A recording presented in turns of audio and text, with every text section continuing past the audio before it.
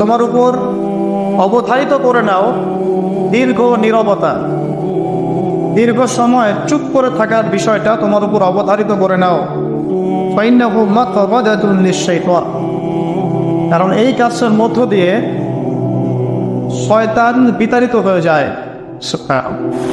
ওয়া আউনুল লাকা আলা আমরি দীনিক, দীর্ঘ সময় চুপ থাকলে তোমার দিনের প্রতিটা কাজ করার ব্যাপারে আল্লাহ তোমাকে সাহায্য করবেন।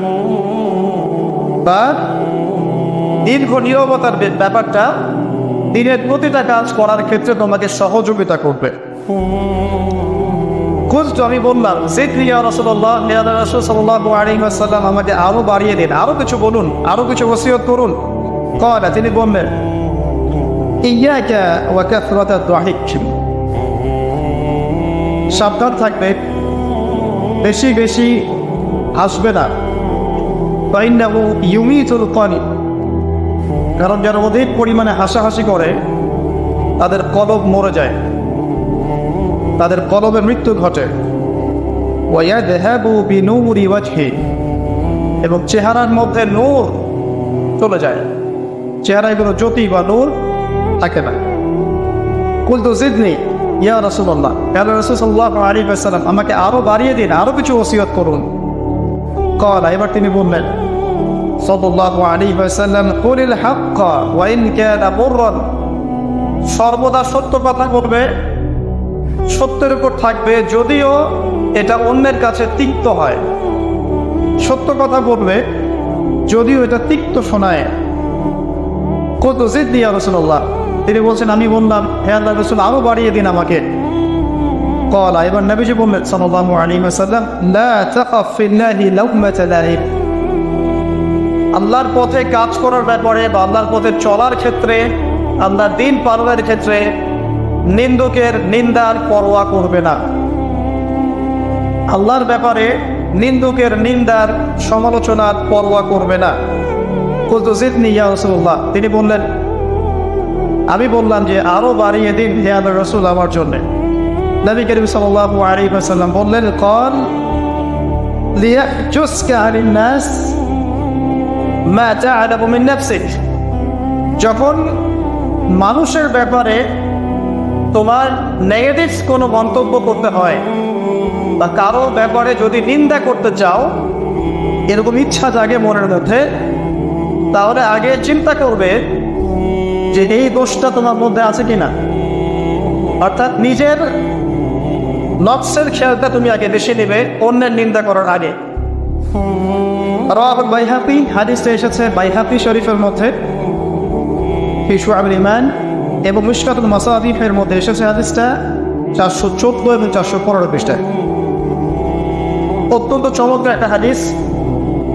আজকে আমরা ইনশাআল্লাহ আযজা ওয়া জাল এই হাদিসটার উপরে সামান্য কিছু কথা বলে আমাদের আলোচনা শেষ করবো ইনশাআল্লাহ তাআলা।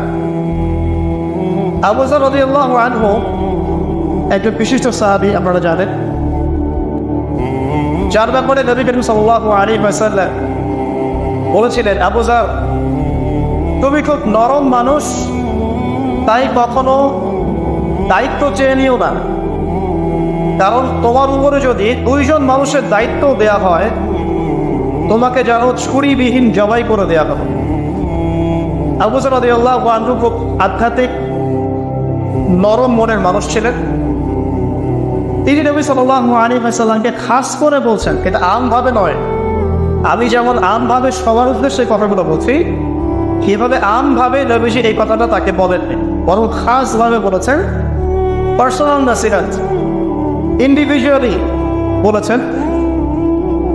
তিনি বলছেন হে আল্লাহর রাসূল আমাকে কিছু নসিহত করো, কিছু ওসিয়ত করো। ওসিয়ত কি জিনিস? যেমন কেউ চলে যাওয়ার আগে ওসিয়ত করে, বাবা ইন্তেকাল করছে তার আগে ওসিয়ত করে, মাকে দেখিস, বোনদেরকে খোঁজ খবর রাখিস, সন্তানদের ব্যাপারে খোঁজ খবর রাখিস ইত্যাদি। তো ওসিয়ত করা মানে যে কথাগুলো আমরা অক্ষরে অক্ষরে পালন করতে চাই, প্রতিশ্রুতি ব্যক্ত করি, এরকম কথা কনভারসেশন। একটু চিন্তা করেন, নবী করিম সাল্লাল্লাহু আলাইহি ওয়াসাল্লাম যদি আপনাকে আমাকে খাস করে কোনো জায়গায় ডেকে নিয়ে কথাটা বলতেন কেমন হতো? মনে করেন নবী সাল্লাল্লাহু আলাইহি ওয়াসাল্লাম জীবিত আছেন বা আমরা তার সাক্ষাৎ পেয়েছি, আর আমরা কেউ একজন আমাদের মধ্যে গিয়ে থেকে বললেন ইয়া রাসূলুল্লাহ আমাদের কিছু নসিহত করেন, আমাকে খাস করে কিছু ওসিয়ত করেন, তখন এই ওসিয়তগুলো স্পেশাল হবে। এবং আপনি আমি কখনোই চাইবো না জীবন চলে গেলেও এগুলোর কোনো একটা আমরা ছেড়ে দেই, তাই না? আবু যর রাদিয়াল্লাহু আনহু এই সুযোগটা নিয়েছেন। নবী সাল্লাল্লাহু আলাইহি ওয়াসাল্লাম বলছেন, প্রথম যে উসিকা বিতাকওয়াল্লাহ, আমি তোমাকে সর্বপ্রথম ওসিয়ত করছি তুমি আল্লাহকে ভয় করবে। তাকওয়া কি জিনিস? নবীজি বলছেন, ফাইন্নাহু আযয়ানু লিয়ামলিকা কুল্লি, এই তাকওয়াটাই সমস্ত কাজের সৌন্দর্য বর্ধন করবে তোমার জীবনে। তুমি যত কাজ করবে, প্রত্যেকটা কাজ যদি আল্লাহকে ভয় করে করো, প্রত্যেকটা কাজ তোমার জীবনে সৌন্দর্য বর্ধন করবে ইনশাআল্লাহ তাআলা। খুব সংক্ষিপ্ত আকারে বলতে পারি, আল্লাহ রাব্বুল আলামিনের তাওহীদের সাথে কাউকে শরীক না করা, এক কথায় আল্লাহর সাথে শিরক না করার নাম তাকওয়া। ঠিক আছে?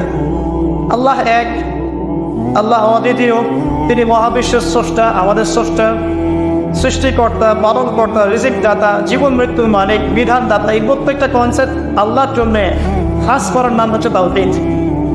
আর এখানে যদি আমরা কাউকে সমকক্ষ দাঁড় করে তাহলে শিরক হয়ে যাবে। এই শিরকটা তিনভাবে হয়ে থাকে। মানুষ চিন্তার ক্ষেত্রে শিরক করতে পারে। কেউ যদি মনে করে মহাবিশ্বের কোনো স্রষ্টা নাই তাহলে শিরক করবে। কেউ যদি মনে করে স্রষ্টা আরও একজন আছে বা একাধিক আছে তাহলে শিরক করবে।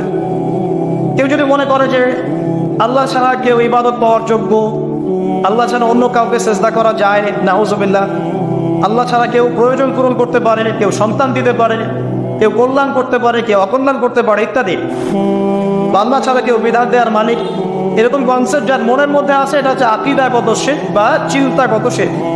আমি কি বোঝাতে পারছি? 2 নাম্বার, কাজের শিরক।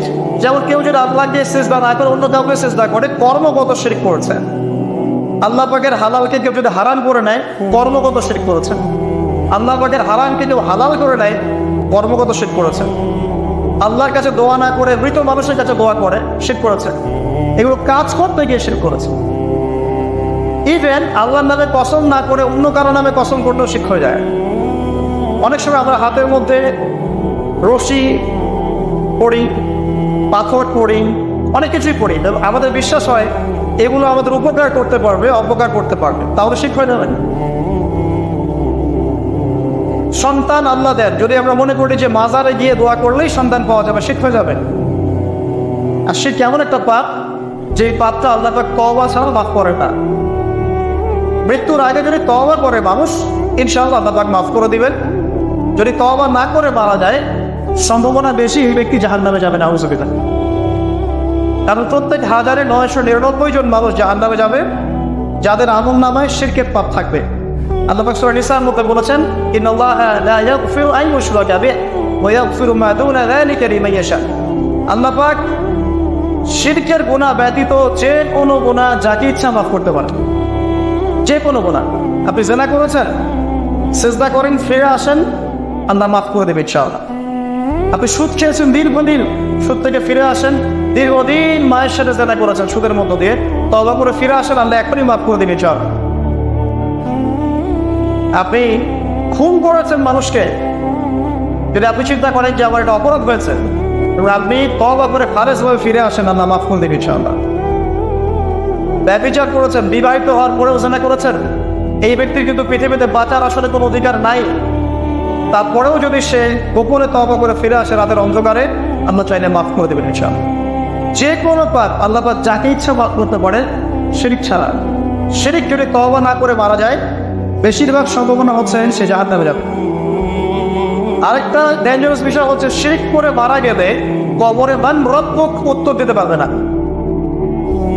যারা মান রব্বুকে উত্তর দিতে পারবে, নিঃসন্দেহে তারা কখনো শিরক করে নাই, আল্লাহ পাকের তাওহীদের উপরে ছিল।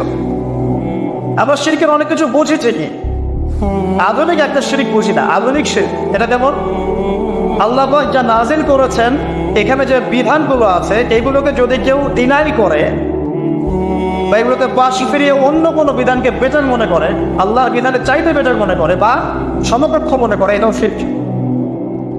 এটাও শিরক। আল্লাহ পাক কিছু হালাল করেছেন, আপনারা যদি মনে করেন এটা হারাম, তাহলে শিরক। এটাও শিরক। সূরা তাওবার 31 নম্বর একটা পড়ে দেখবেন ইনশাআল্লাহ তাআলা। যাই হোক, তাকওয়ার প্রথম স্টেজ হচ্ছে আমাদেরকে শিরক করা যাবে না, তাওহীদে থাকতে হবে ইনশাআল্লাহ তাআলা। 2 নম্বর, আল্লাহ পাকের যত আদেশ আছে এগুলোকে মেনে চলার নাম তাকওয়া। ফর এক্সাম্পল সালাত, সাওম, সাদাকা, হজ, উমরা, যাকাত,